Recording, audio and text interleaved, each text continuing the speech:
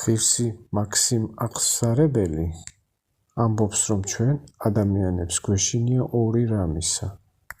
პირველი განსაცდელი და ყველაფერი ის, რაც განსაცდელისკენ მივყავართ.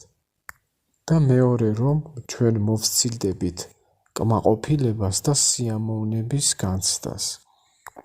ეს ორი შიში მთელი ცხოვრება თან დაგვყვება.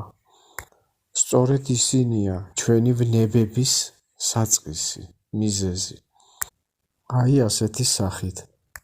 გაჭირვების შიში გვაძებნიებს თბილ და დაცულ ადგილსამყოფელს. გვიბიძგებს ამ ქვეყნის ძლიერი ადამიანების მიმართ სიცრუით და მლიქვნელობით მოპყრობისკენ. გვაიძულებს გავღიზიანდეთ, როდესაც ვინმე რამეში გვჯობნის, ან გაგვასწრებს. გვიბიძგებს ურთიერთწინააღმდეგობისკენ და გაუტანლობისკენ.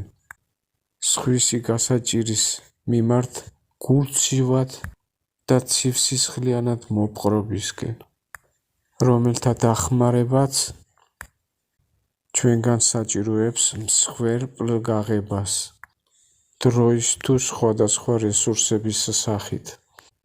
ხოლო სიამოვნებათა მოკლების შიში კი გვაიძულებს სულ ახალ სიამოვნებების წყაროს ძებნას, რასაც მოყვება ნაყროვანება, მემთვრალეობა, სიზარმაცე, მრუშობა და სხვადასხვა ხორციელი ცოდვები.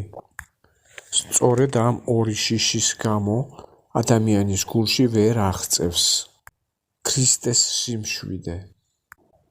ამ შიშებით გამოწვეული ვნებების სისავსის გამო.